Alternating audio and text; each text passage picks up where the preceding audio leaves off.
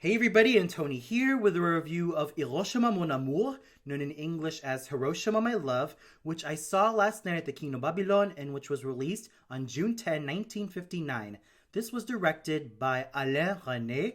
It was written by Marguerite Duras. The producers were Zami Alphonse and Anatole Daumont. The cinematography was done by Michio Takahashi and Sacha Vierny. The music was composed by Georges Delerue and Giovanni Fusco. The editors were Jasmine Chasny, Henri Colpi, and Anne Zarotte, and it starred the talents of Emmanuel Riva, Edio Carda, Bernard Fresson, Stella Dossa, and Pierre Barbeau. Now, I have never watched this film before, and I came into this with no expectations whatsoever. But as soon as I watched this particular romance film in its entirety, I was completely floored by everything Hiroshima Mon Amour had to offer. Starting off with the story, this centers around two protagonists, the French actress and the Japanese architect, who have found themselves in a very loving relationship with each other. However, given the events that have happened,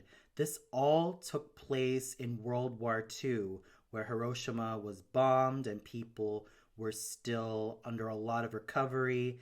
And of course, Europe also got itself into the wars, especially the likes of France and Germany. So you have these two protagonists who are not only in a strong and loving relationship with each other, but are also remembering all of those painful memories of the war and everything that happened to their families, to their homes, and how it all affected their lives as people. So this definitely was a rather character-driven story because of how the two protagonists carried the plot along. And it was definitely quite the deep journey I had with Hiroshima Mon Amour. This was not like any other schmaltzy romantic film that I got myself exposed to. No way. This one is so much more different than any other quote-unquote romance films out there. This has substance, this has depth, this has real genuine human emotion, and you will get to appreciate these two characters and even root for their relationship to come into full fruition every time you see them on screen. In fact, that is just how I felt after watching this film. I felt for the two characters. I felt the situations that they were going through. I empathized with them on a very high level. And I was completely immersed in the story. And to give the story a lot more weight and depth, flashbacks and even shots of what's happened in Hiroshima are also used. And I dare not spoil what has happened in the flashbacks of Elle, or the female protagonist, because that would be going into spoiler territory. But it's safe to say that you will definitely feel for her, and you will definitely want to comfort her in those trying times. And you know in the back of your mind that she is so lucky to have a man such as the Japanese architect to be there for her every single step of the way. On top of that, this is a relationship that shows that even though that there is a lot of things they have in common as people, there are times that their relationship can be rocky. But that's life when you are with someone that you truly care for. Sometimes there will be difficulties, sometimes there will be pain, and sometimes there will be horrible memories that you try to repress. But you have to kind of face the music, and then you can take comfort in each other that you are at least there for each other in times of pain, in times of need, and in times of happiness, and in times of anything that is dire. So the film's story overall is something that has brought me a lot of sympathy for the characters, and it doesn't also shy away from the pains of what has happened to these two protagonists, especially where war is concerned. The cinematography is poetic, beautiful, and just plain awesome in how it tells its story. Whether you experience the intimate lovemaking of he, or the Japanese architect, and she, the French actress, or even the harsh images of the victims affected by the Hiroshima bombing, or even those calmer moments where you get to see Hiroshima before and after the bombing, and everything about Japan that makes it rather interesting, or even the landscapes of she's flashbacks, you're definitely gonna get yourself immersed into everything these characters get themselves into. It is visual poetry that shows the beauty, the harshness, the pain, and the surprises that life during World War II has to offer. And I have to really give a lot of kudos to the people behind the camera who managed to make all those shots effective, and how much they managed to sit with me even after the end of the film. The music is also just as beautiful. It's atmospheric. It sets you in the mood of what you're going to get yourself into. There are times that it does sound somber, but it's beautiful somber that manages to put you in a state of fascination and in a state of awe as you see these two characters consummating their feelings for each other and reliving those painful moments, and even having those moments of self-doubt. The music is just as serviceable as the story and the cinematography are. Talking about the characters is essentially talking about our two protagonists, the French actress and the Japanese architect, also known in French as elle, or she, or her, and lui, or he or him. Let's start off with the French actress. Now, just by listening to her, you start to think that the French actress is someone who loves seeing the beauty in almost everything that she's in, even if she were to acknowledge the harsh realities of what was going on in Hiroshima, especially where the victims are concerned, especially where all of the damaged property is concerned, and especially where all of the pain is concerned. She sees it all, and she notices something that is both tragic, yet something poetic about this tragedy, as she also has a role in an anti-war film in Hiroshima, thus also validating the reason that she was originally going to stay in Hiroshima for 3 days. The French actress also shows a fair amount of spunk, vivacity, and a lot of gutsiness, especially when she's with her partner.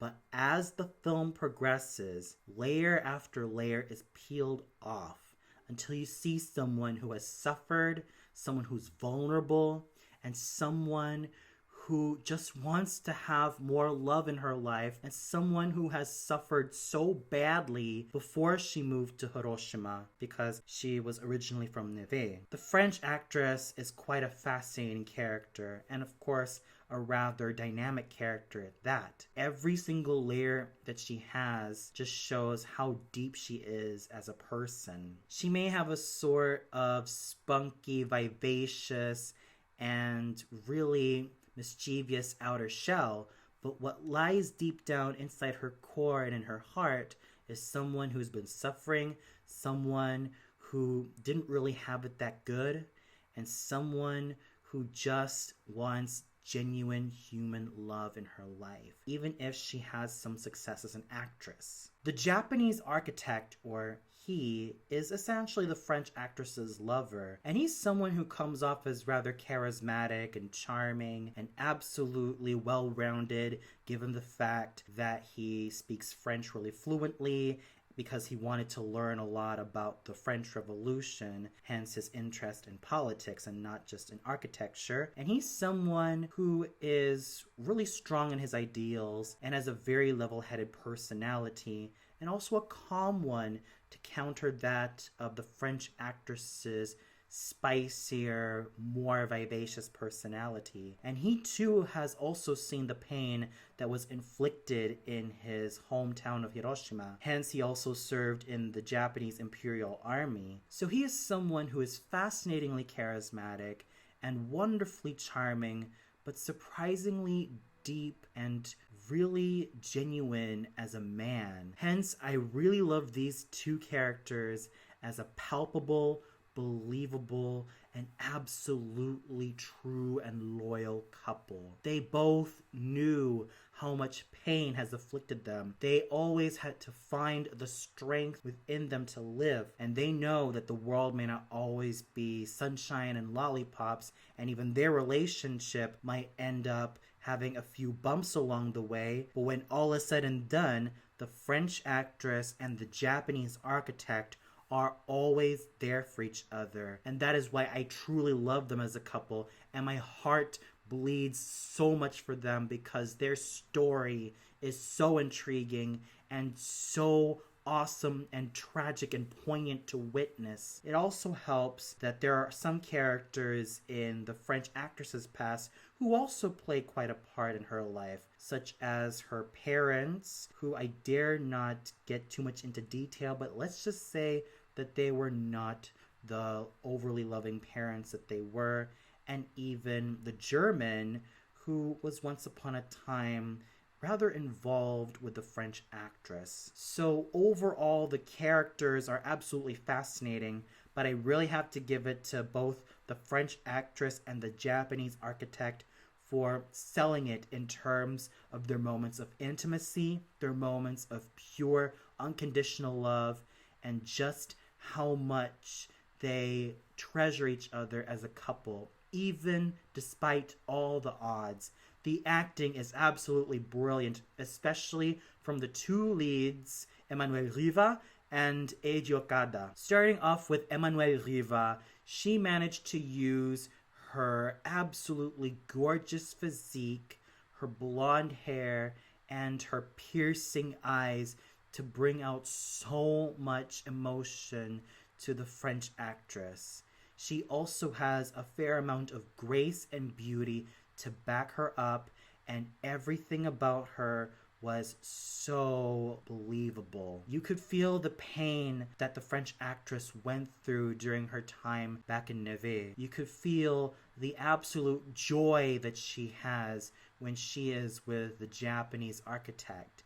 And you could see that spark of fun that she has with him, meaning that her love for him knows no bounds. And I definitely bought it. Eiji Okada was absolutely dreamy, debonair, dashing, and handsome as the Japanese architect. It also helps that before becoming an actor, Mr. Okada also served in the Japanese army and didn't start his acting career until 1946 when he was about 25 or 26 years old. Here, Mr. Okada was oozing with masculinity, oozing with virility, and oozing with that type of hypnotic charm that he has as an actor. And he was able to embody the Japanese architect with a lot of virility,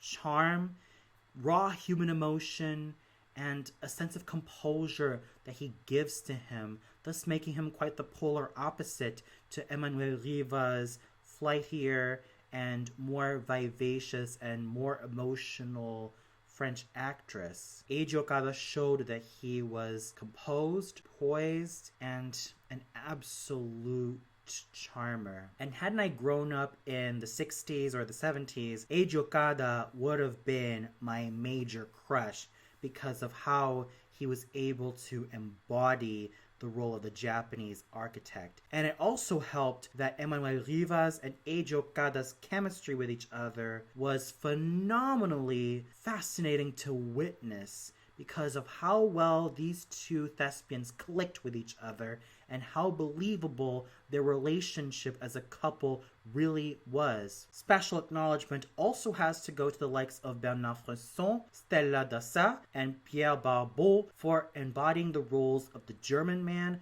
the mother, and the father. And even though they didn't have any dialogue and their gestures did all the work for them, I still have to give them a lot of kudos for how they managed to embody these silent roles. So overall, Hiroshima Mon Amour was an absolutely heart-aching and absolutely beautiful romance film. Hiroshima Mon Amour stays away from all the silly romantic cliches that one sees in any other romance film. It stays away from being schmaltzy and syrupy, and it manages to have a lot of heart. And you will definitely feel for these two characters, and you will root for the French actress and the Japanese architect to end up together.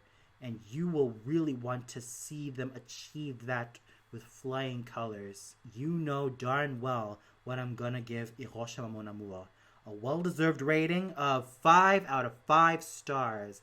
This is a definite must-watch if you are a fan of romantic dramas. This is definitely a very human romantic drama that can transcend any romantic drama. Please, I beg of you, go watch this film if you haven't already. It is a definite must-watch, and you owe it to yourself to catch Hiroshima Mon Amour. And for those of you who caught this film, what'd you think of it? Did you feel like Emmanuel Riva and Eiji Okada sold it as the main couple? Was there a particular scene that you loved to see them in? Or did you feel like there was something about Hiroshima Mon Amour that just didn't really resonate with you? Comment below and let me know. Well, that's all for now. Be sure to tune in much later for my review of Belle du Jour, which I also caught at the Kino Babylon. So until then, have a great day, everybody.